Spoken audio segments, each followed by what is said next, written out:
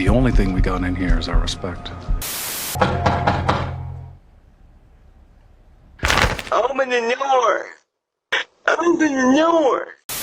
I feel for like a lot of us, you don't have to be a stone cold old Barrio OG to fear time in the pen. Maybe it was a once-in-a-lifetime stupid mistake. Never done anything like this before! Breaking an unconstitutional law. What is the charge? Eating a meal? A succulent Chinese meal? Or just being at the wrong place at the wrong time. So now they slap on the cuffs and violate you. Get your hand off my penis! One sin? How would you even do your time? Would you even survive at all? Give me some chon chon! Would you make the ultimate decision to become a monster or a victim?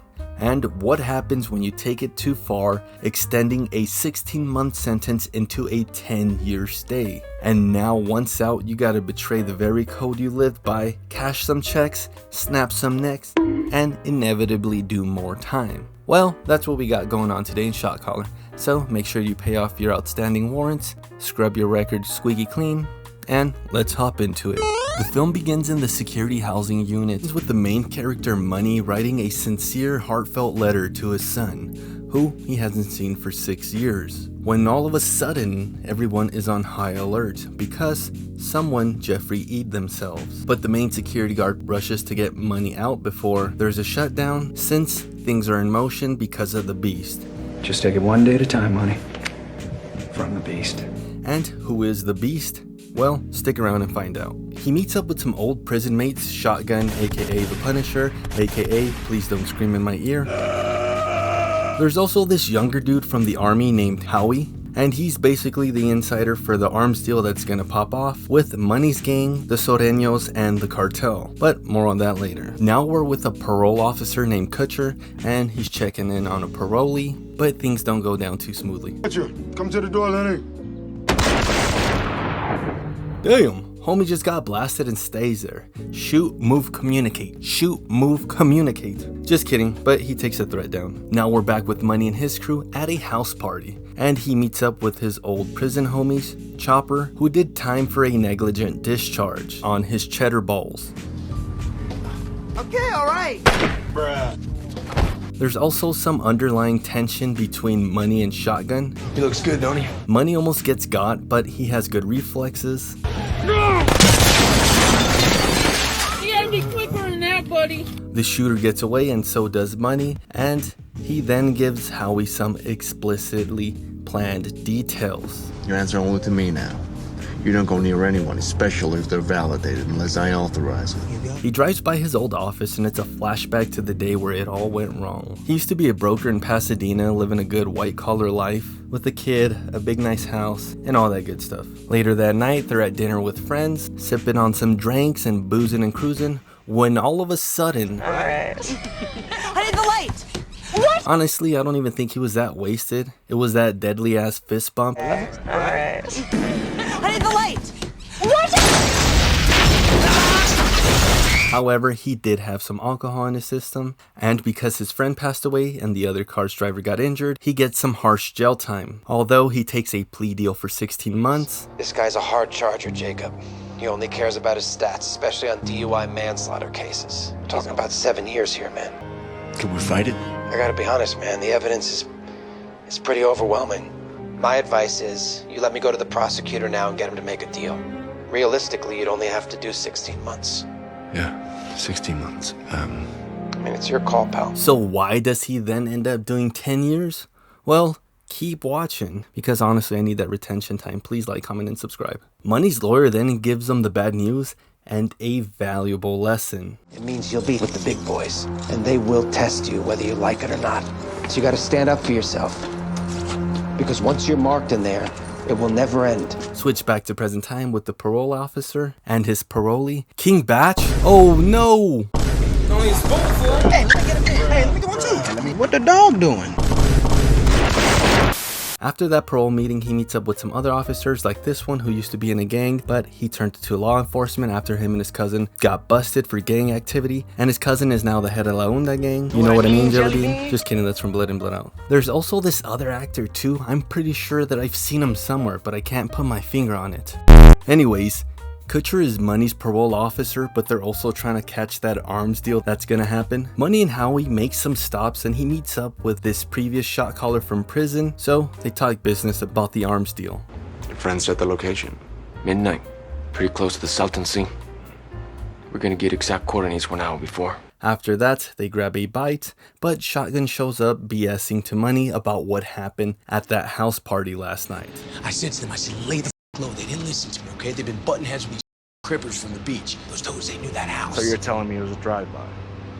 I'm just telling you what I told you. It sure didn't feel random, that gun aimed at your Hey, face. look, there's something. I need to be with you. I need to be on your You know I can't be seen around anyone validated. Like I'm doing right now, in broad daylight. However, Money ain't buying it. He also presses Howie. Everything you do in this game has a consequence. If you defied my order like that inside, I'd make you bleed. And now we're back to that first night in La Pinta with a flashback. And he witnesses some chong chong going on. So the next day on the yard, he's left with a choice: to be a warrior or to be a victim. So he chooses. You white bitch, give me some chon chon. Stay away from me. Chinga tu madre. Back to present day, and Money is meeting up with his parole officer, Kutcher. It's flashback time again, and Shotgun is introducing Money to the gang and their leader, Bottles. Why'd you fight that toad? You challenged me first. You gonna go around kicking it off with every buster that calls you out? I'm not looking for trouble, no, but I'm not taking any shit either. The only thing we got in here is our respect. He also lets him know the rules, risk, and overall ins and out of prison. The safety of these numbers comes with a price. There are no free rides here. Everyone puts in work, whether you clicked up or not. I understand. I'm not talking about helping us with our computer skills. You'll get your hands dirty like the rest of us. Putting in work means putting in stuff in Money's money hole and sneaking it out. We also get some glimpse of why Money has this feeling of animosity towards Shotgun. What do I do with it? Take it to yard tomorrow.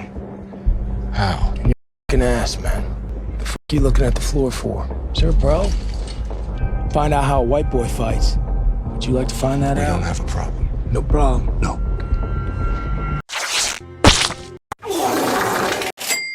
Keep putting in that work, money man. Money's money hole is what makes him Money, and that's how he gets his nickname Money. Keep putting in that work, money man. That's just kind of funny, not gonna lie. He's still a stone cold killer though. Present day again, and now the gang is talking about the drop off in depth, and Money gives Shotgun some payback. We've got the location from the essays. Tomorrow night, an hour before. We got a problem here? Nah, man, there's no problem. Also, Shotty's acting a bit sus. Shotgun knows the on-site manager. Yeah, it's good. It's good. I'm just gonna... So, Money trails Shotty afterwards, and turns out that he's a rat for Money's parole officer, Kutcher. And damn, that's a nice ass Chevelle. Never mind, it's an El Camino. It's flashback time, and Money is about to get his bones. The fact is, we all started out as someone's little angel. And then a place like this forces us to become warriors or victims. Nothing in between can exist here. And him and Chopper fully understand it's the target or themselves, so they go through with it. How do they know he's really snitching? Doesn't matter. If we leave him breathing, they whack us. Present time now, and Money's kid finds him, but he pushes them away to protect him, and it's sad for him. Then stay away.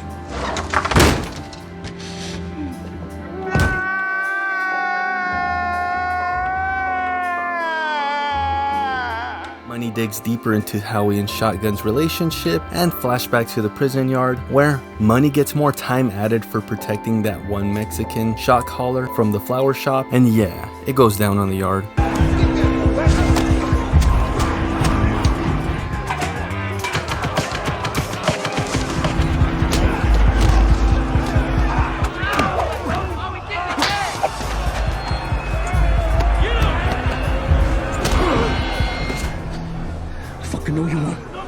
He saves the Mexican shot caller, but he did it in front of a camera, so he gets time added. He also gets moved to the shoe with his new cellie, Ari and Kratos. Boy. Now, Money gets in deeper with the gang, meeting Redwood, another shot caller, aka I saw you cuss the shank. Fight back! Fight back! Fight back! And in time, Money gets his divorce letters and decides to blow off some steam and go sicko mode by throwing down with this norteño.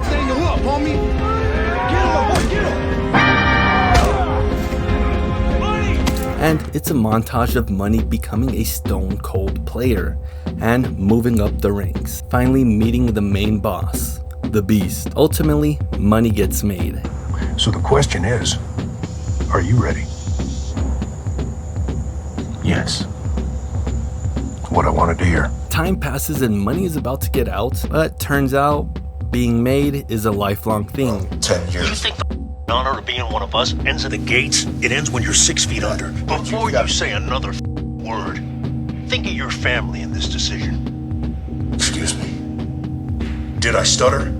And yeah, he basically finds out that being a shot caller for a prison gang is, without a doubt, Blood in, blood out. back to present day, and Money is getting some supplies. And I wonder what he's gonna do with that. Open the door. Open the door. Fuck you mean he's been calling me? He's been calling me. Oh, fuck you. He brutally takes out the Punisher for being a rat and trying to take him out at that house party. Money sees that Shotty had another phone for the Popo, so he takes it and does some odd stuff with it. And then Kutcher later checks up on Shotty but finds out that he got. Later that afternoon, Money buys some more odd object while on his way to the guns before the drop-off. Kutcher and the other Popo are still trying to figure out what happened with Shotgun and where the other phone went, and everyone on Money's crew is basically asking where Shotty's at, but Money just plays it off. Where's Shotgun? Well, you tell me. Went to pick him up. It was a no-show. So they're off to the drop-off location, and Money sends a location to Shotgun's phone, knowing that the Popo found him and have it. Right before they get to the drop-off, Money presses Howie some more and finds out that him and Shotty had another secret stash for themselves. Open the door and duck.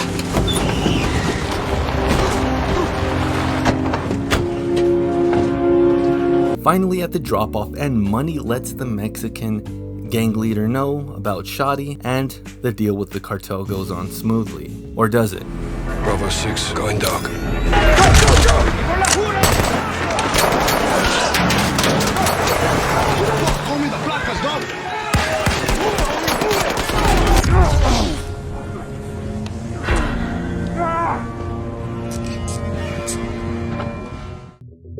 Inevitably, Money ends up back in the shack, and they decide to give him life in the shoe. But Kutcher tries to give him a deal, knowing that he's the one who gave them the location, but Money's got other plans.